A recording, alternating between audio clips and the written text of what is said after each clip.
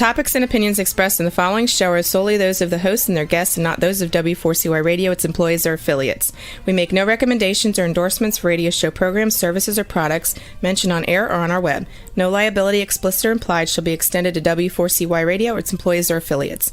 Any questions or comments should be directed to those show hosts. Thank you for choosing W4CY Radio.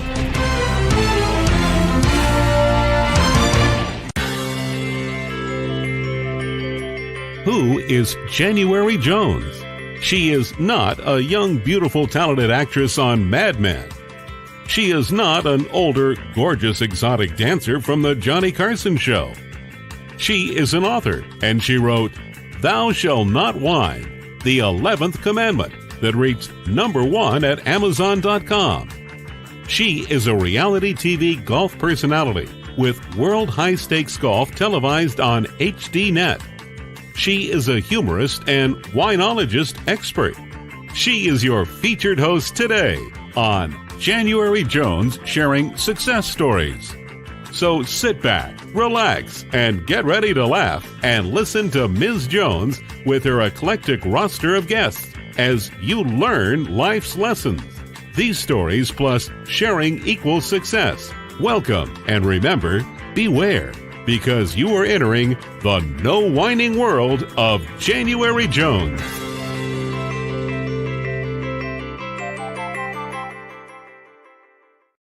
Hello everyone.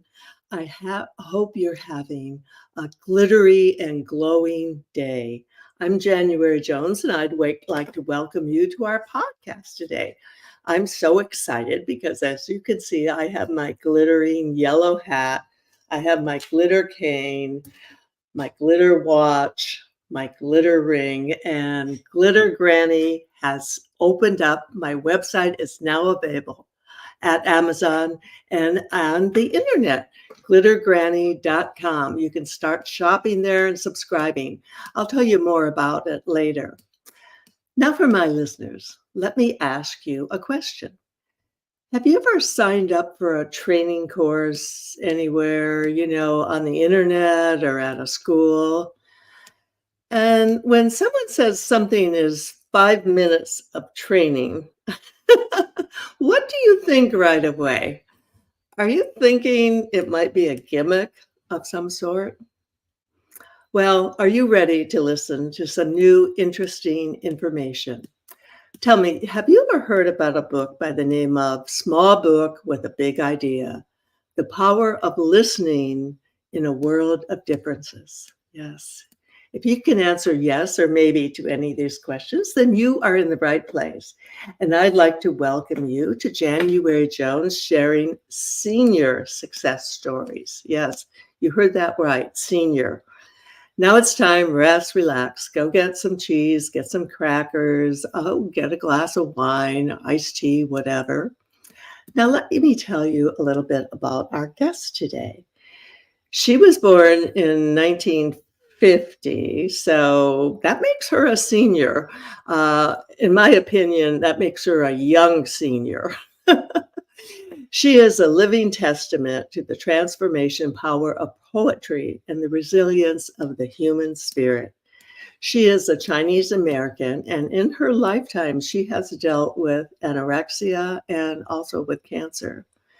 She's not just an author, but she is a visionary, a beacon of light, and an educator who embodies all the stories she tells. She is a graduate of Boston College, and it's my pleasure to welcome to our podcast today, Sara Ting. Hi, Sara. How are you doing today, dear?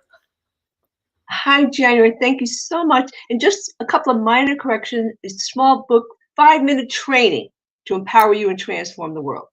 Oh, 5-minute training. Well, that's what we're going to be talking about. 5-minute training. I don't think anyone has trained me in 5 minutes to do anything. Yes, and also it was my alma mater, Boston University. Yes. Oh, wonderful. Yes. Now, let's start with your background.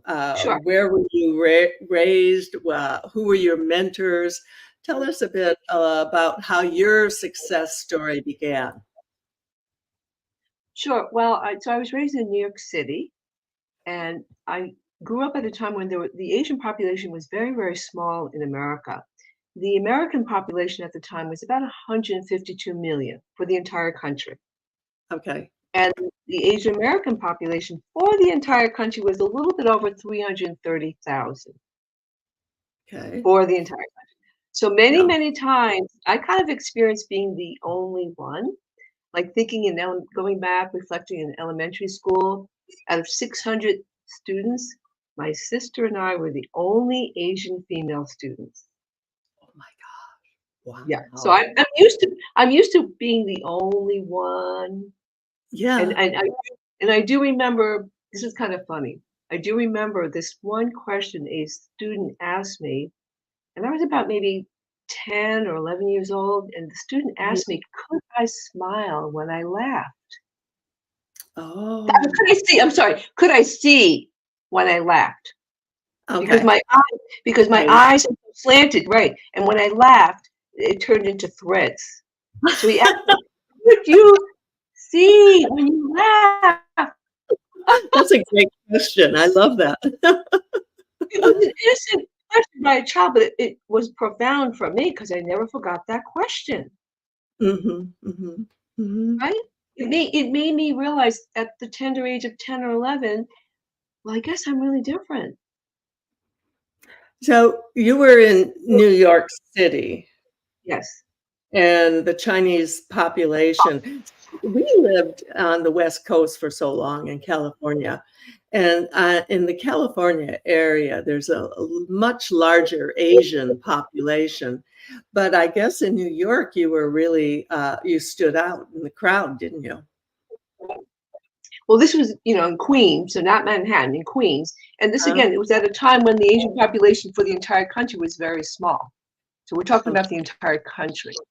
And it's Okay. true what you said, January, on the West Coast, it's true that the Asian population was probably larger than where Mhm. I was growing up in Queens, New York. And historically, if you think about it, there was the Chinese exclusion law in 1882. Okay. And that Chinese exclusion law um, was specifically designed to limit the number of Chinese American coming into the country because at the time it was they were building the transatlantic railroad across the country, and Okay. I know about that. the Yeah. Chinese American were willing to work much cheaper labor, and so there was the issue of Mhm. money and Mhm. the Irish at the time, they felt it was like taking jobs away from them, so they Oh, created this law called the Chinese Exclusion Law, 1882. 18. And you know what's unfortunate, Janet, is because we don't have a national curriculum where everybody has a common understanding of our history. There are some Mhm. people who never heard about the Chinese Exclusion Law, and some people Mhm. who did. And that is why we have the challenges we have. And Right. there are some people who don't even know about the Japanese internment camp. Oh my gosh, yes, yes. And I have friends that in California that they experienced that. And so they shared their stories with me. And it's so sad that people don't know about. I mean, heck, people are still trying to find out about the Civil War. And then now we have all this discussion, this negative discussion about immigrants, which I just find it appalling. And yes, your point is well taken. People are uneducated. Yeah, and so it's unfortunate that we don't have a national curriculum, a common understanding of the Hmm. history of this country. And no country is free of its challenges with any kind of biases and prejudice. Every country has its particular brand. And when I do my training, my DEI training, I try and help people understand no one is a terrible person for having a bias or prejudice. They learned it. I mean, babies are not born into the world with prejudice and biases. They learn them. And so we really need to kind of reframe this whole issue. And I'm so sorry, my camera keeps kind of tilting here on me. But we need to reframe it. We need to reframe it and realize that in order to grow as a person, personally and professionally, we just all need to have to work on ourselves and overcoming our biases.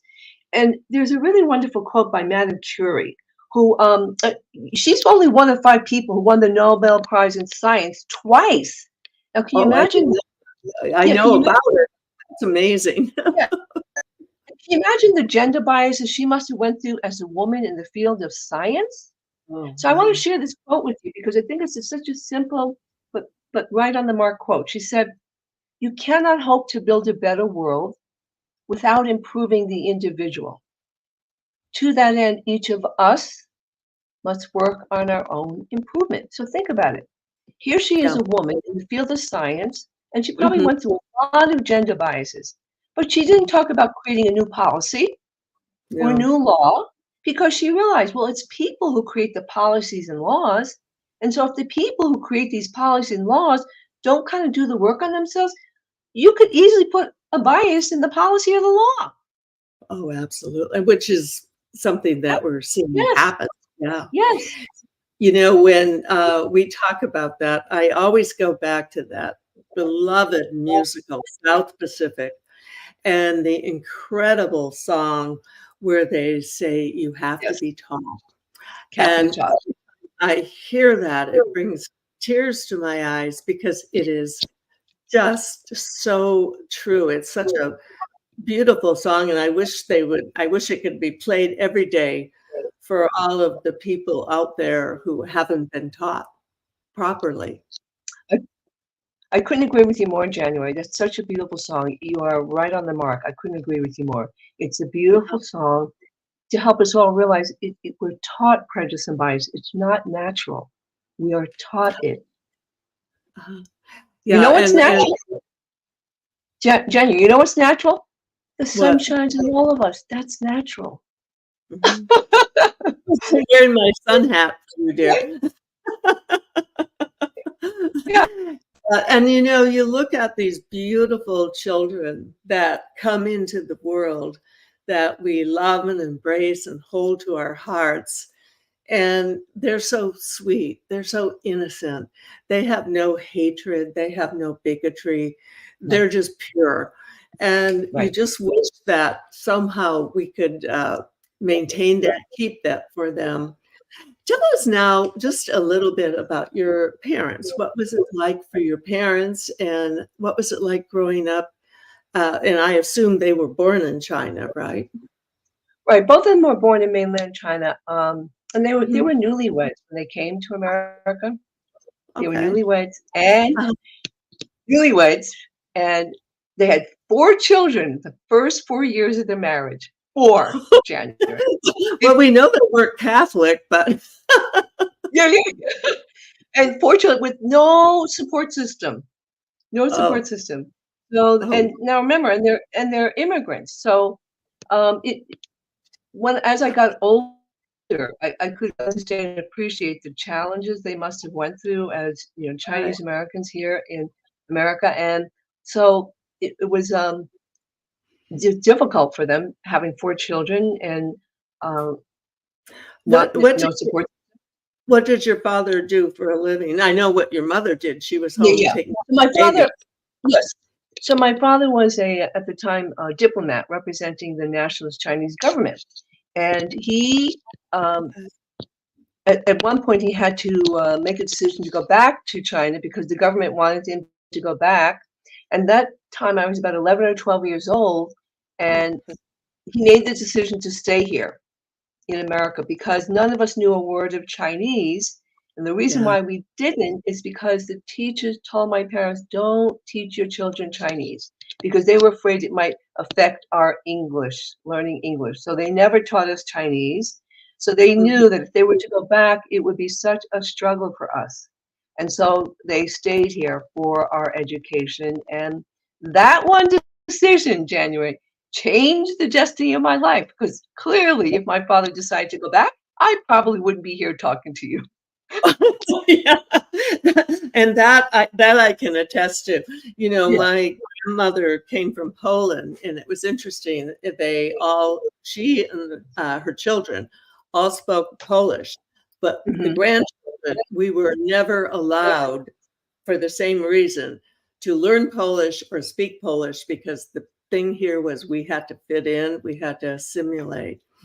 Oh my See, gosh, this is so much fun to talk to you. We're going to take a break right now. And great. you're not a whiner, but this break is for people who whine or if you know someone who whines. Lately, there's a whining epidemic in our world. People are even whining about whining. Are you sick and tired of listening to everyone whining all the time? So was January Jones, the author of Thou Shalt Not Whine, the 11th commandment that reached #1 at Amazon.com. Ms. Jones based her book on a survey of the top 10 things that people whine about at all ages and all stages of life. January is a success coach that can tell you how to help others. When you buy Thou Shalt Not Whine, the 11th commandment, you'll find out what people whine about and how to stop them from whining. This is the perfect gift book to give or get for any occasion. Thou Shalt Not Whine was voted the best gift to be given anonymously for those special people in your life. Ms. Jones is an internationally known author in the style of Irma Bombeck, specializing in housewife humor with her book being published in Korea and China. You can find Thou Shalt Not Whine at Amazon.com. Welcome back with my delightful senior guest today, Sara Ting. And Sara, would you share with my listeners your website, your information, how they can get your book? Sure. Well, I actually have two websites. One is asthesun.net. So sun, S-U-N, as the sun, S-U-N.net, and sarating.com. Okay. Sarating.com. Ting. Okay, wonderful. And I was reading background and doing research on you before the show, and there's this mention of this incredible poem that you wrote. That's another thing that totally changed your life too, didn't it? It certainly did, January. That's why I wrote the book. It's inspired the book and all the work I've been doing for the last 30 years. Okay. Now, for our listeners, could you recite the poem? Sure. So it's called the Sun Poem, S-U-N. It says, "Are you greater than the sun that shines on everyone? Black, brown, yellow, red, and white. The sun does not discriminate." Can you get any simpler than that, January? The sun does not discriminate. I mean, I'd say that poem just tells it like it is, basically where we're both coming from. So once you wrote that poem, was it published, or tell us how this all germinated, how you became such a Sure. renowned author? Well, the poem was written in 1978, and it was written in a personal journal. It was actually never meant to be public. Oh, okay. Interesting. And the poem came out of a journey that I was on, a spiritual journey to learn about God. Mm-hmm. Mm-hmm. And so I was one of those people. I didn't know if God really existed, but I was willing to go on this journey and learn about God. And I thought the best place to learn about God is find a place of worship, right, January? A place of worship. Well, you would And think. so, yeah, I know, you would think. And so I get all excited. I'm going to learn about God. I'm just going to find a place of worship. And so this is in Boston, and there are many, many churches in Boston. And this is Okay. back in the late 70s. Okay. And I go to this first place of worship. I'm all excited. But then at the end of the services, I'm hoping someone's going to say good morning or welcome to me, something, but Mm-hmm. nobody says one word to me. It was like I was invisible. I wasn't there. So I Oh, thought this was strange. And I said to myself, I don't think I'm going to find what I'm looking for here. right. That was And easy. I, yeah. I said, I am determined to find a place of worship. So I go to another place, same thing happened again. So then I Oh, thought, okay, maybe I'll go across the river to another church. Another Sunday, I go a place across the river and I find this place of worship where the music was perfectly divine, absolutely beautiful. And this was mhm. actually a predominantly black church. All the other churches were predominantly white. So now I'm in a predominantly black church. Mhm. But the same thing happened. Nobody said good morning. not one single word to me. And I said, okay, we'll try another one. I go back across the river to another community. And now this place is mostly elderly people, and there are not too many people. I'm thinking, oh, this doesn't look like it's going to be around too long. So I Yeah. left. And then I said to myself, I'm a very outgoing person like January. I don't have any problem saying good morning, hello. I'll go back to Boston. So I go back to Boston and I come to this place with about 200 people. And I Uh-huh. look around at the end of the services. I see this couple. I go, they look like a warm, friendly couple. I'll go up to them. So I go up. I introduce myself. I said, this is my first time here. How many years have you been coming here? They go, several years. I go, good. And I'm hoping to have like an engaging, warm conversation. No, Nothing. it was a Wow. light conversation, and they walked away. So at that point, January, I said, I was really feeling very dejected. And I can Mhm. even remember what I was wearing that day. It's over 50. I remember what I was wearing. I had a white beret on. My hair fell down to my waist. I had a dark velvet green coat that tied up the waist and Mhm. maroon boots up to my knee. It was a gray New England day. Gray New England day. The bus came. I stepped onto the bus, sat in my seat. I leaned my head against the window, and then all of a sudden the sun's rays came shining through the window. And I Good. hear this calm male voice, right side, speak to me. And the Really? voice said, yep. The voice said, I don't just shine on you, Sarah. I shine on everyone. Oh, And that's when wow. I started the poem. That's Are when you you became. greater than the sun that shines on everyone? Black, brown, yellow, red, and white. The sun does not discriminate. I think, January, now that I have a deeper understanding of God and the Yes. Holy Spirit. I think Uh-huh. it was the Holy Spirit to me, Okay. or Jesus, one of the two. and, Well, and that that's I can go with that, and it's interesting looking back when you're speaking. I'm thinking about my childhood. I was raised Catholic, and we went to church and all the time. And at that time, at the end of the services, strangers would come in and it would be hello, goodbye, whatever. No one ever reached out. But then now they have a ceremony where people shake hands with everyone around them. And I'm thinking, why couldn't we have been doing this for years and years ago? Let me ask you, what were you raised Buddhist or were you no, raised? my actually, thank you for that question. My parents, I was raised Presbyterian, and so Oh, we were introduced to churches, but we never. It wasn't indoctrinated in us. All I knew is that okay, there is this entity called God, mm-hmm, and we went to church. But did I really believe in God? As a child, I can't honestly say yes. That's why I mm-hmm, began this journey in my 20s. mm-hmm, mm-hmm. Now I absolutely do deeply believe in God. Well, Never. I do too. And at this stage of life, I've embraced a spirituality that is non-denominational because I have come to the point in life where it's more important to love everyone, love every color, love every creed. Hey, we're all going to go to the same place, I hope.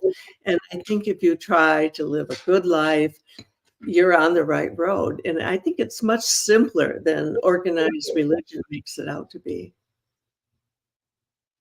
Yeah, no, I agree. And I think, I mean, unfortunately, there's so many different religions, and some of them actually divide us more than bring us together. Yeah. Well, as you know, through the world, most of the big wars have been caused by religions. And we see that now in the Middle East. It's totally about religion. And that is such a sad commentary on our times. So you did this search when you were 28. You had already graduated from Boston University. And were you married at that time? Did you have children or No, family? You no, I've never, no, I've never done it yet. January, that special guy hasn't shown oh, up. maybe he'll see you on the show for sure. there are all these young people, they're all going on websites to start dating and meeting people. So maybe you'll have a glitter granny collection. Wouldn't that be wonderful? It would. Well, Yes. I just have a lot of faith in God that Hmm. my life, I have valued every moment of my life. I don't have any regrets. I feel that everything that has happened to me in my life happened for a reason. And so Right. for me, it's up to me to decide what to do with that experience and never ever let it um, hold me back Hmm. or make me feel like a victim. Every everything that happens in our life, for me, it always happens for a reason. And the biggest challenges that maybe create the biggest heartaches are the opportunities for the biggest growth in our life. Yes. Yes. And this is a message that I was given to by my one grandmother, my Polish grandmother, who immigrated here when she was 20. And everything she would say would be the worst things. If you just wait it out, they'll turn out to be the best things. And it's a cycle, and it's so true, and it's so hard to get that message across to young people because it seems like when something bad happens, they seem to want it to be the end of the world, and little do they know it's the beginning for them. The And you that, learn and you learn from the bad, negative things. Yeah, I those agree are with you. Yeah, I agree with everything you said, January. I think part of the challenge for the young people today is, social media and internet and this digital yeah, world didn't exist 30 years ago. Now it's like instant everything. And so it's conditioning us to be impatient and want everything instantly. And I have to be mindful to myself. We have to cultivate patience, and yes, humility. These are two important qualities I feel that is important for us to cultivate so that we can lead happy, fulfilling life, especially, the humility and the patience. It's really, really important. mhm. And then one thing as you, grow older, it's very important to, realize that the big thing in life is gratitude. A lot of people forget to have gratitude for the wonderful things they've been giving. Now, you're talking about in our next segment, we're going to take a break and talk about some priceless personalities who have been on the show. But when we come back, I want to discuss this 5 minute thing because as I said in the opening, I don't think and I've ever been able to learn anything in 5 minutes. So, when we come back, we're going to discuss that with Sara Ting, and right now, we're gonna hear about some other amazing priceless personalities who have been here on the show with us. Have you ever met someone who was unforgettable? Someone who has touched your heart and soul? People who have faced difficult problems? People who have struggled to find solutions? People who fearlessly shared their stories? People who have not only informed you but inspired you? People who have priceless personalities? I have been fortunate to host an internet radio talk show called January Jones Sharing Success Stories, and it has been my privilege to interview hundreds of guests. My guests have shared their stories, their struggles, their secrets, and their successes in their own words. In this book, we're talking about people dealing with problems such as incest, molestation, runaway kids, child abuse, drug abuse, polygamy, unemployment, scandal, and starting over. Then there are my guests dealing with difficult physical struggles such as blindness, cancer, and birth defects that are beyond traumatic. My guests have all been exciting, eclectic, and energizing. They have amazed, amused, and even astonished me. I have adored getting to meet them, and I adore sharing them with you. Attention all listeners. Priceless Personalities, Success Stories Shared by January Jones, Volume 2 is now available at Amazon.com in paperback and Kindle editions. You'll be able to meet 10 amazing people who will be sharing their own personal stories with all their struggles, successes, and solutions, sprinkled with lots of humor and hope. Priceless Personalities features a teenager who becomes one of the famous Supremes from Motown, a nurse who as a humorist helps people to heal, an inspiring laughter yoga instructor, a mother dealing with the loss of a child, an incredible motivational speaker, a woman who married 5 times, a gifted paranormal nurse, a wise economist, a funny female humorist, along with an older man sharing his sweet childhood in the Deep South. January's guests are all amazing and amusing. You will never forget meeting them. Go to Amazon.com for your own priceless experience. Welcome back with my delightful senior guest, Sara Ting. Now, this book is amazing, and I'd like you to share a little bit about what prompted you to write it. Small book with big ideas, 5-minute training with, I want to hear all about who you can train what in 5 minutes. I know. Well, January, first of all, thank you so much for having me on your show, and thank you for your book, Thou Shalt Not Whine. I couldn't agree with you more. Yes. So before I tell you about this book, I want to let you know that the Michigan National Guard ordered 200 copies. Wow. That's the National Guard. And Unilever, which is a global company, they sponsored 5,000 for a national conference. Now, you and I know didn't place these orders because they liked the title. Someone vetted the book. They vetted it before they placed their order. Okay. And so you're probably going to be shocked when I tell you this book was inspired by the Sun poem. Okay. Good. Wonderful. That should give you a little bit of a hint, the Sun poem. And so what I realized, January, is that some people, I need to break the poem down for them. I need to take it word by word, line by line. So the 5-minute training, I set people up.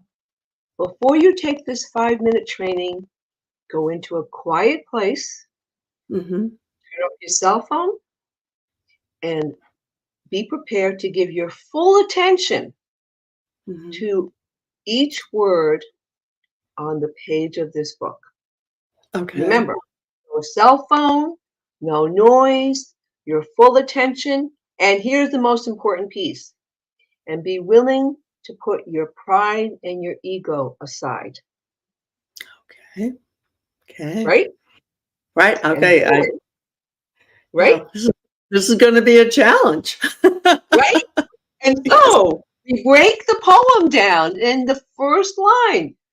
Are you greater than the sun? That's the sentence on the first. Am I greater than the sun? Of course I'm not.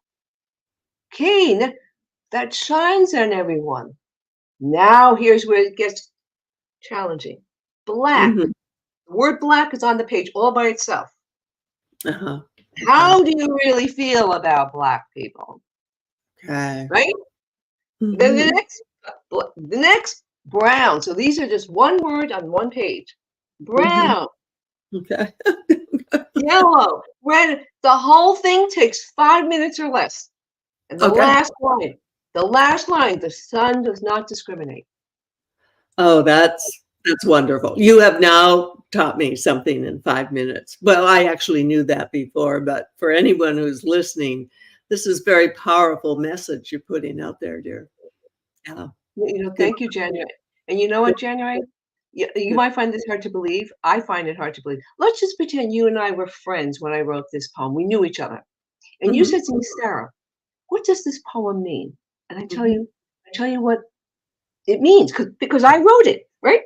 Fast forward 20 years later, I go, January, remember that poem you asked me about? Yeah, I remember, sir. And remember when I told you what it meant back 25 years ago, 30 years ago? Yeah, I remember. Well, January, guess what? It means more than what I told you, and I didn't realize it at the time. Yeah. What does that tell you? Yeah. Yeah. You were, I'd say, an instrument of delivery. And when you say, I refer to it as the spirit, the unknown spirit that actually communicates with all of us, in my opinion. I think if you turn off all the electronics and take time, you'll actually get messages from the other side. Not necessarily what you want to hear, but probably what you need to hear. That's my experience. How about you? I love everything what you just said. I ditto underscore, especially what you said, an instrument of delivery. We Yeah. all, and you know what I've experienced, January, and tell me if you've experienced this. So it's true, I wrote a second book called The Power of Listening in a World of Differences. So here's Mhm. what I've experienced. When I feel someone is genuinely listening to me and fully Mhm. present, Yeah. I say things that I've never said before. Like it just comes out of my mouth. And like, wow, I never said that before.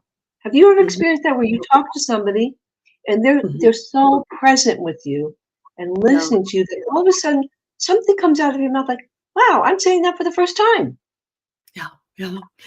Yeah. And it's interesting. It's when that connection is made, which, by the way, I feel I have with you today. Some things you don't even have to say because they're already there. And I think we've walked down some of the same roads, some of the same paths. And it takes a lifetime to realize this, to realize these what we've been given. And it's wonderful that you've chosen to share this with so many people. That's amazing. Good work, No, dear.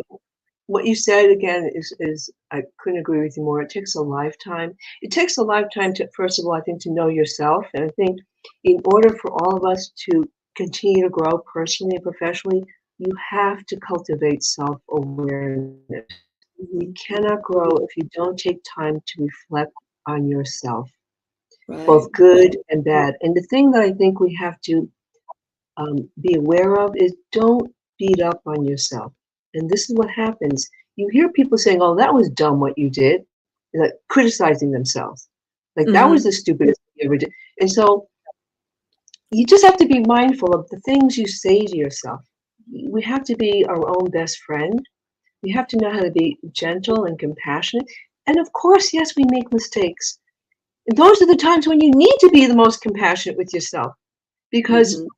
the world has become so impatient with one another because of the conditioning, like immediate click, you get this, click, you get that, click, click, click. And we are in this world where everybody has the opportunity to create their own little world.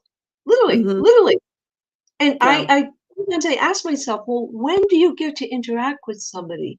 You go outside and you see these people wearing ear pods. So Oh, I yeah. don't talk to them if they're wearing ear pods. And so I'm saying to myself, what? So do you only want to talk to the people that you know? Well, Or think the way you think. yeah.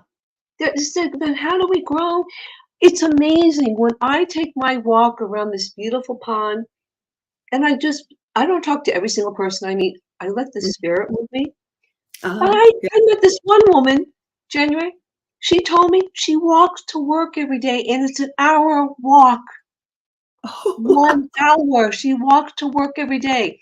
And then I said to this person at the post office, I go, I met this woman. He goes, well, a young man does the same thing. He walks to work and it's more than an hour. I go, you're kidding me.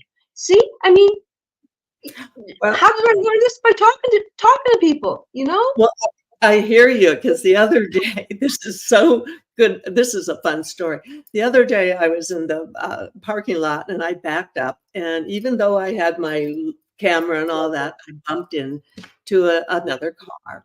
The lady got out, I got out, we kind of took pictures with our iPhones because that's what people do these days. Turns out we've now become best friends.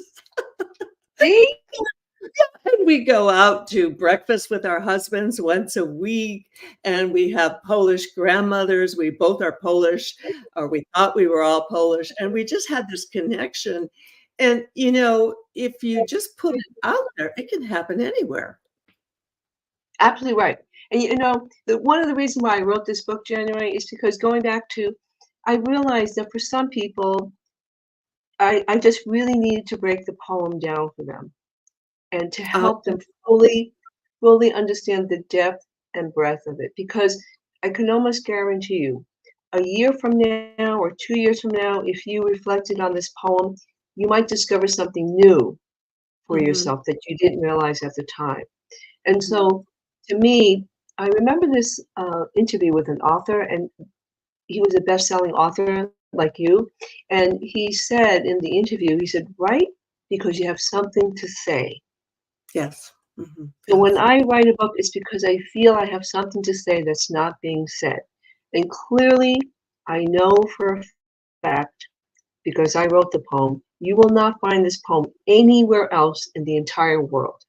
You will not find this exercise anywhere else. And to me, this book is timeless, universal, and transformative. It can serve people for the rest of their life. It's not a trendy book that will be outdated.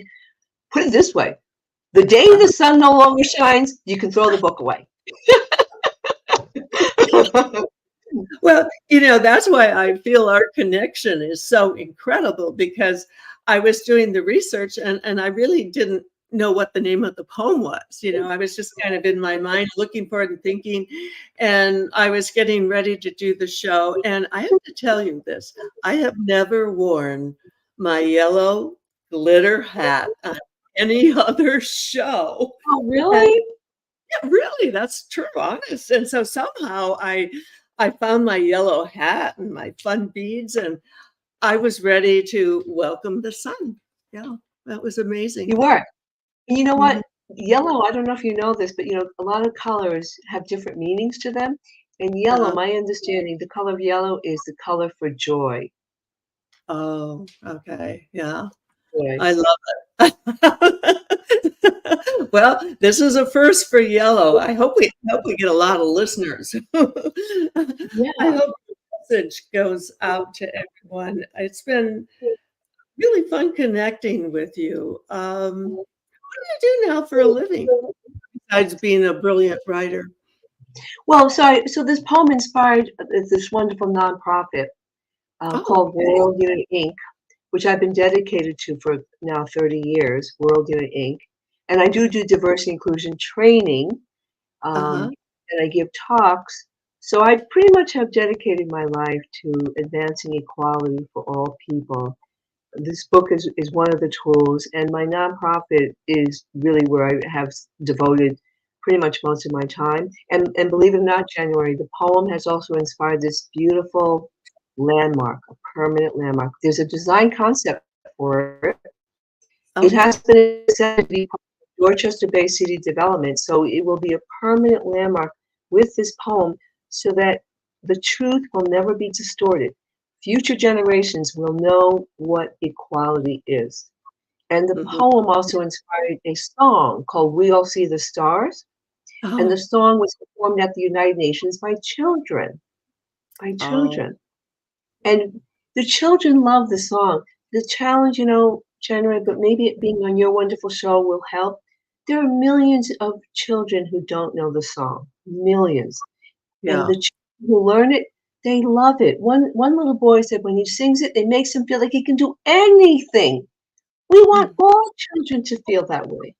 And Oh, another boy said when he sings it, it inspires him. And here's the mhm. most powerful one, January. A little girl named Annie said, one day the world will hear this song and it will stop discrimination. Her words, not mine. That's how Wow. powerful she felt. One day the Mm. world will hear the song and it will stop discrimination. Okay. Yeah. And when I'm looking back on my life, one of my daughters, they all were ice skaters, and they would do these performances and everything at the ice rink. And I would get to help them choose the music. And for one of the recitals for my daughter Brooke, I chose the song Here Comes the Sun. And I made her a rainbow skating outfit. And when she skated, it just brought tears to my eyes. And her skating was the same message. The sun does not discriminate. The sun's here for everyone. The sun loves everyone. Yeah. Right. So Yeah. the question becomes, answering that question, am I greater than the sun that shines on everyone? So we just have to be willing to kind of look inside our hearts and our soul and ask ourselves, well, how do I feel about this group, this group? Like, just go down the list. It's not any more complicated than that. And we just all, to me, the poem can also help root us all in our humanity first. That's what we all have in common. We're all human beings first. That's where we need to be rooted. The differences are the beauty of who we are. So when I go out into the world, I'm a human being first. I don't go out into the world, oh, I'm Chinese first. No, I'm a human being. I don't look just to connect with other Chinese people. I'll connect with any human being. And so the question becomes, what holds us back from talking to somebody who maybe looks different than us? What holds us back from saying hello or talking to somebody who has a different point of view? Why are we so afraid of one another? And one of the big points I've made in Thou Shalt Not Whine, and I call it the smile cure. And I was born, I'm a contagious smiler. I smile. One time I had surgery and I was in the recovery room and the doctor says, "Why is she smiling?" But when you smile, or like when you're in line at the post office and reach out to someone and smile, guess what? There's a connection. It happens. It's that easy, isn't it? It is. Yes, it Yeah. is. And I don't know how we got this way, where we're so afraid of well, I do to some degree. Again, I go back to social media and the internet, which Yeah. is a powerful tool that's promoting and perpetuating different biases and prejudices and feeding people's fears, unfortunately. And so we have to be very mindful of what we're taking in and what we're holding on to. Yeah. Well, I think that it's been such a long time. Your message is pure, so loving. And I think that we just have to share this with everyone we know. And it's been incredible having you on the show today. I always ask everyone before I close out, if you could invite one person, living or dead, besides me, to have dinner with you, who would you invite? Oh, you know what came to my mind? Who? Mahatma Gandhi. I don't know. That was who popped into my head. And then maybe Jesus Christ. And then if we're doing it together, we should throw in Mother Teresa. Yeah. Mother Teresa. Yeah. And by the way, I don't know if I mentioned this to you, but I did have the honor to deliver a TED Talk. And so the poem is in my TED Talk, and it tells two other dramatic stories of how the poem impacted two women.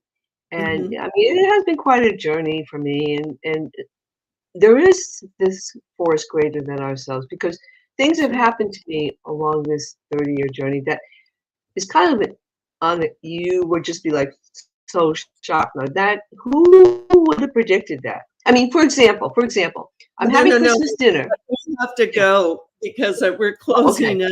But this just is an opportunity for me to invite you back to give your TED Talk on my podcast in the future. Would you be willing to do that? Deliver the whole thing? Well, maybe portions of it. Just the highlights. Just the highlights. Yeah. Oh, we have to go, and you surely must come back. And for our dear listeners, we hope you've enjoyed our time together. We've tried to be inspiring and informative. And remember the most important message I have for all of you. Keep smiling, stop whining, and go out and reach out to everyone and spread the love and your smiles all around. And, then I always say, if that doesn't work, then you can just start eating chocolate. lots of chocolate. And here's Sunshine Glitter Granny saying, thank you for being with us. Stay safe. Come back soon. We love you. Thank you. Thank you so much, Jen. We want to thank you for listening to January Jones Sharing Success Stories. Always remember Ms. Jones' personal mantra, if you can think it, you can do it. That's what all of our guests have done with their lives, and so can you. You are the ultimate success coach in your own life. All you need to do will be to start sharing your own story with your family and friends. We hope that our guest stories will encourage you to explore an equation in your future that will combine your creativity plus connecting with others will enable you to be successful too. Always remember, your passion plus your purpose will equal prosperity as you explore the wonderful world of January Jones.